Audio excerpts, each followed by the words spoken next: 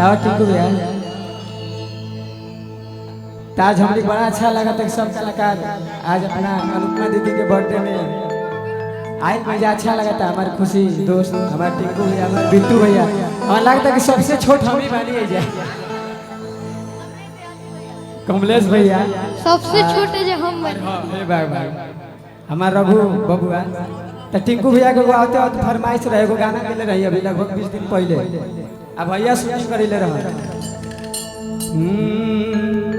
कि अरे कहती हलू बर्बाद गोरी दिनवा जवानी के कि अब बाचल कोनो किस्सा नइखे हमारा कहानी के तले के मोहब्बत के नाम तू सता गइलू हमारा के कोडिंग आराम से भैया झूठे झूठे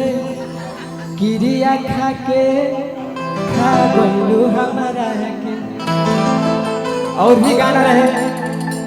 कि दुनिया में सब कुछ पैसे होला भैया कोडिंग आराम से जैसे करता प्यार खुशी खुशी कि दुनिया में सब कुछ पैसे होला का जैसे करता प्यार वैसे होला का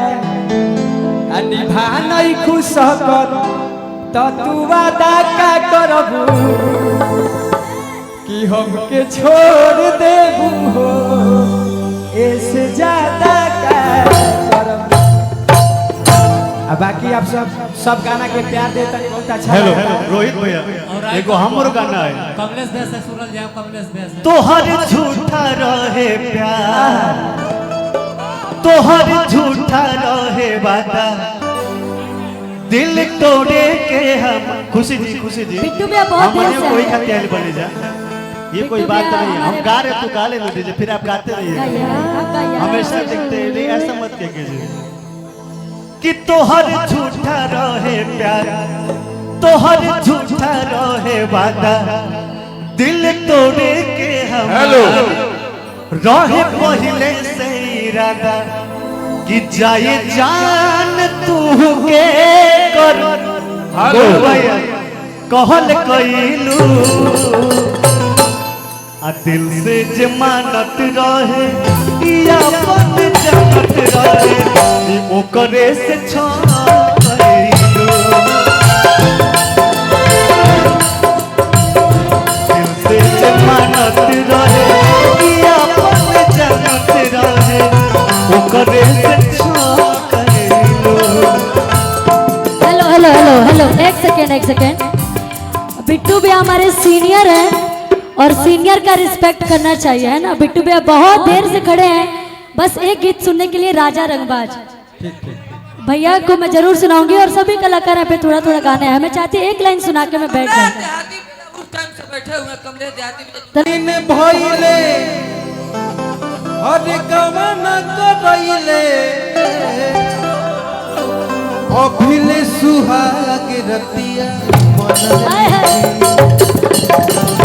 कि तहरा राजा रंगबाज के मिजाज अभी बनल नहीं के राजा रंगबाज के मिजाज अभी बनल नहीं के। और लाइन बिट्टू भैया गई है। मैं चाहूंगा कि बिट्टू जी लाइन 4 दिन भइले गवाना करइले अभिल सुहाग रतिया अरे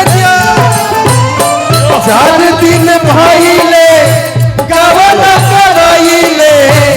अभिल सुहाग रतिया मनल नइखे तहरा रंगबा बनल नहीं के राजा रंगबाज के मिजाज अभी बनल। और बोलू भैया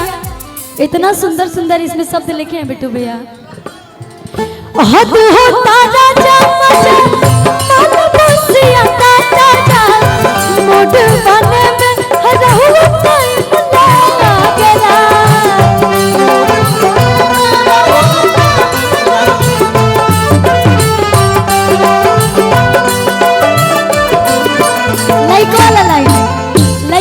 लाइन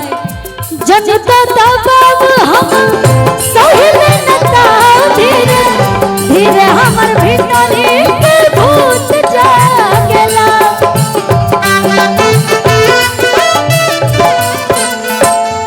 और वो में लाइन रहे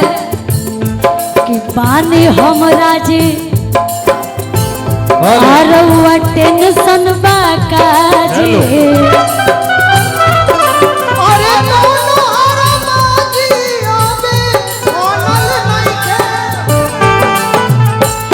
पानी हमरा जी रउआ टेंशन बाका जी कोनो अरमाजी आबे बनल नइखे कि तारा राजा राजा के मिजाज आबे बनल नइखे राजा